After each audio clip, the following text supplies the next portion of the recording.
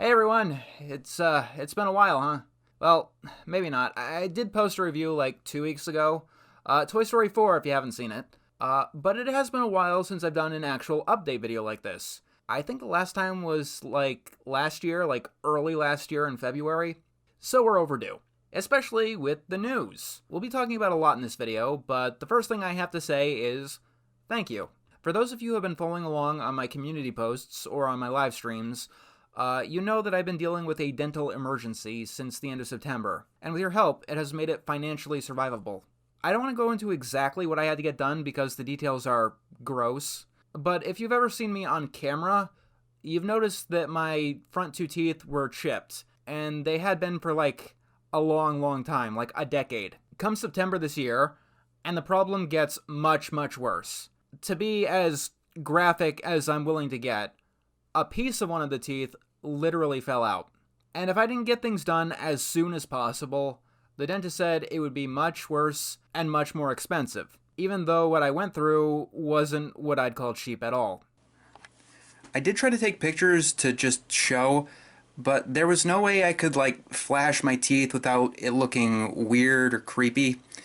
So I settled for doing this part of this update video on camera. And so you could see how it looks. Hopefully it looks a lot more natural than the alternative. And if you're wondering why it's just this little part here and not the entire video, I did try recording this entire update video on camera many times. But I can't record this camera and read off the script at the same time for a long period of time and make it look natural. Even right now, my eyes are going off screen to read this little bit right here. And I also proved to be really terrible at improv. I was rambling and it wasn't very good.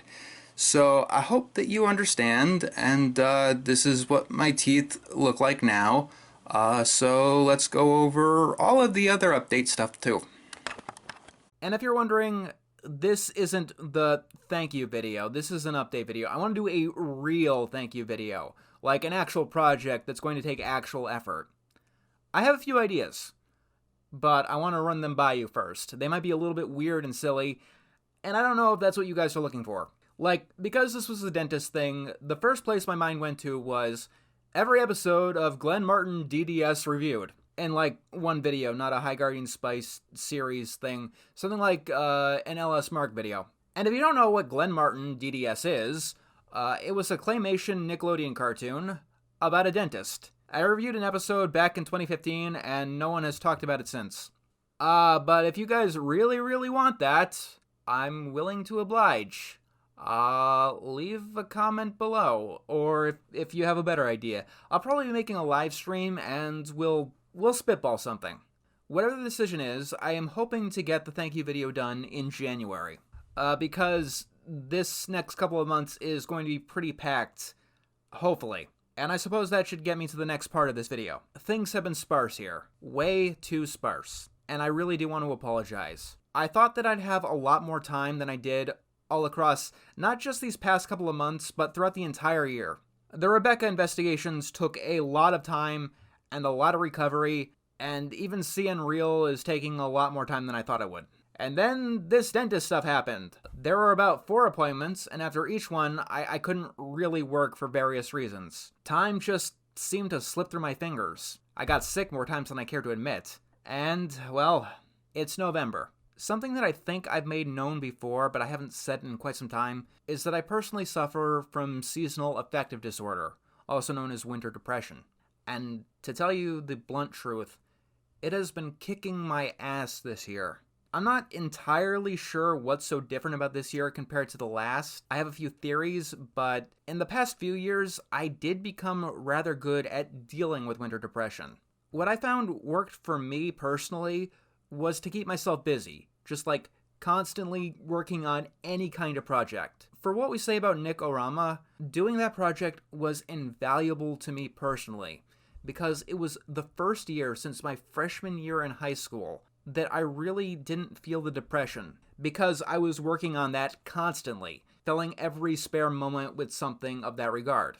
And ever since then, October onward, Every winter and fall, I've been trying to distract myself with work or whatever when winter came along. My theory, though, is that it's tougher this year because a lot is just catching up with me, mental health-wise. But before we go into that, let's go over what I have planned for my schedule here. The current big project is Lightyear. That's guaranteed to be coming out, and I'm editing it myself. I'm hoping to get it done by the end of the month. Not this Friday, but hopefully the next Friday. I want to really try to get a video out every Friday. Big one, small one, big one, small one. And Lightyear is a big review. It's a long review, and it's an angry review. Like, old school angry. Lightyear is one of those movies like Chicken Little that just makes me want to rant whenever it comes up, because the decisions in that movie are just baffling. I literally started a live stream to bitch about Lightyear when I saw it for the review. So stay tuned for that. This week, though, has the smaller project. I saw this really cool web pilot called The Art of Murder, and it has a really awesome concept, and it's nice seeing indie animation really start to flourish. I'm planning on making a video about that this Friday, to hopefully help me get back into the flow. But as for now, you can see it now and tell me what you think. Other things immediately on the docket. I finally saw Bad Guys, Last Wish, and Wild Robot. Just immediately, I want to say Wild Robot is the best DreamWorks film. But beyond that, I want to talk about the fact that we might be actually in a DreamWorks renaissance, similar to the Disney one of the 1990s. And I know the counterpoint to that is that they're still making films like Kung Fu Panda 4, and they've always had good films. But I think it's an interesting discussion because in the 2020s, DreamWorks' good films are like better than they've ever been. Bad Guys, Last Wish, Wild Robot, they're all like top 5 good. Speaking of DreamWorks, I finally got all of my assets for the Boss Baby reviews. And you can see the characters now. Yes, this is a review that has characters because it's going to be more focused on the comedy, and it even has a story. I just have to okay a couple of voice actors, and then finally, like a year and a half late, we can finally have episode 200 and its follow-up. December. That is the plan here. Boss Baby 2 is a Christmas film for no reason, so let's have that be our Christmas special this year. Now, a lot of people have been asking about my side projects, and I promise this is going to be interesting, and a lot of people have been curious. Let's start with Growing Around, because I've been getting a lot of questions about that as of late, and I've been neglecting to answer them for various reasons. Because Growing Around is in a nebulous state right now. So, what people don't tend to know is that it is a joint creation, like legally, meaning I share the copyright with another individual. And to protect the names of the not-so-innocent, we'll be giving them an alias. We'll call them Douchebag. If you're wondering what Douchebag actually did or didn't do on the production, it's not quite important, but to make it short, his job was something like, tell me everything that you've come up with about all of the characters. And then when I do tell him, he ends up saying the document I gave him is too long and he's not reading it. His other job was saying that he had a bunch of problems with the production, but never actually articulating what his problems were. And then one time he went away for a few years, but randomly decided to come back after I assumed he wanted nothing to do with the project, and then wanting to change everything because he was gone for 3 years and everything changed. Also, another one of his jobs apparently was taking advice from Kiwi Farms. Allegedly. But legally speaking, he has just as much right to do what he wants with the property Growing Around that I do, because legally it is a joint creation. And he's using that right. Ever since I kicked him out of my life for going on transphobic rants and posting about Jewish conspiracies on Twitter, he's been using the characters to make a comic full of slurs and everything. For like 2 years now.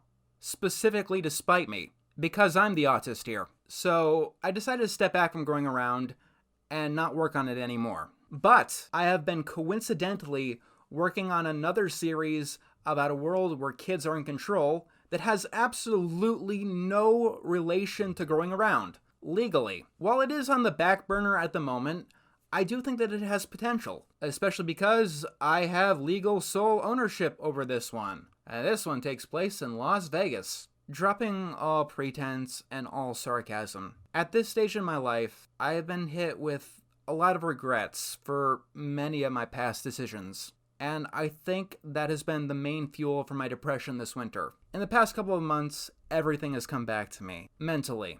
Over the past decade or so, I let a lot of my old friendships fall through the cracks. I messed up so many opportunities with my short-sightedness or shortcomings, and dwelling on that has led to a lot of self-loathing. A lot of hating the cards that I've been dealt and the hands that I chose to play. So, in order to deal with that, I've been doing what I usually do whenever I get into one of my worst mental headspaces. I've been writing poetry, but this time, for the first time in my life, I've been writing poetry with no real filter or mental censor. Like putting pen to paper, not caring if anyone sees, and not caring if anyone cares. And I just kept writing and writing. And the poems are everything from a message to my elementary school bully, my hatred for my father, the complicated feelings of my mother's death, and realizing that I'm still not over it. And as I wrote more and more, I realized that I wasn't writing poems anymore. I was writing a full-on autobiography in poem form. And I decided, yeah, sure, let's go with that. That's as good direction as any. So I guess I'm writing an autobiography that is also a compilation of poems. Apparently 30 is the minimum of a compilation of poems. I'm currently at 19, but I'll be going until I've said everything I want to say about everything that I've ever felt. And I will document my entire life for those who are curious, in some way or another. And even so far, it is some of the most vulnerable writing that I have ever done. Like, some of the topics are deranged rants about my worst obsessive-compulsive spirals to conflicts with my sexuality, or lack thereof, and even to the reasons that I'm still alive today. I don't know when it'll be finished or what format it will be in, but for a sense of closure, I think that I will allow the public to see it in the end. It might be in a book, or I might go all out and make, like, a video here with effects and everything. And if I do that, I'll do a separate video where I'll annotate what everything means. To give you guys a sampler, I'll even read one at the end of this video. It'll just be a straight-on reading, no background music or effects or anything. But you guys deserve a reward for being so patient with me. The poem is called Earth to Ursa, and it's inspired and named after a very special intellectual property of mine. It's about this boy named Cedar, who used to have a friend. When they were kids, they played Space Cadets together in the backyard. But one day, she moved away without any trace. He never saw her again. Years later, he's in high school, and this girl Ursa finally comes back. And out of the blue, she's a captain of a spaceship. And also out of the blue, the Earth is under attack by aliens. It came about because I was thinking to childhood friends that I hadn't talked to for like 20 years, and getting sad and very scared and panicked about that.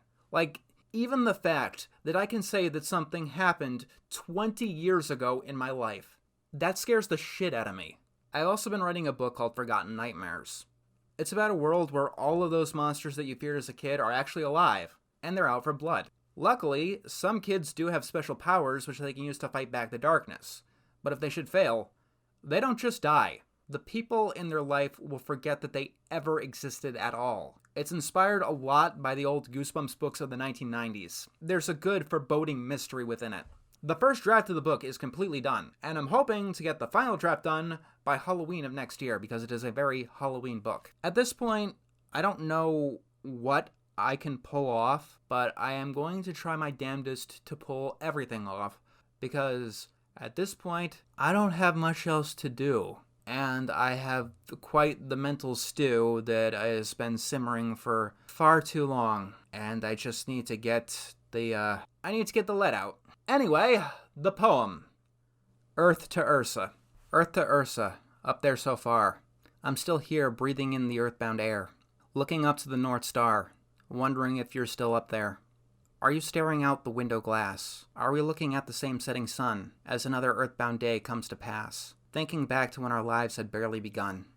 We spent those silly summer days in the backyard, chasing aliens painted up on the wall. Back when the galactic war wasn't so hard, before you had to move away in the coming fall. You took me to the planetarium, told me about your mission to Mars, distant places and how you wanted to see them, back when the future felt like it was ours. I don't remember where I was when I saw the rockets ignite. When the fuselage came to life and left me maroon, I still sit on the roof looking up on a colder winter night, hoping to see you past the crescent moon. Earth to Ursa, is it lonely up in space? A million miles away in some distant galaxy, light years away from this human place. Or am I trapped in a Terran fallacy? I still think that I might see you when you come back down, and part of me hopes you're thinking of a Voyager twin. But then I wonder if he's keeping you chained upon the ground, stuck to the Earth in its sullen spin. You are meant to fly in the universe, a brand new frontier, and so I'll try to smile to the stars. I was meant to be earthbound, standing here. Earth to Ursa, I know you'll go far. Earth to Ursa, there's a galaxy to explore. Turn the engine on and leave the world so blue. Solve the great mystery and so much more. Earth to Ursa, you've got wonderful things to do. And thank you all for listening. I'll see you shortly.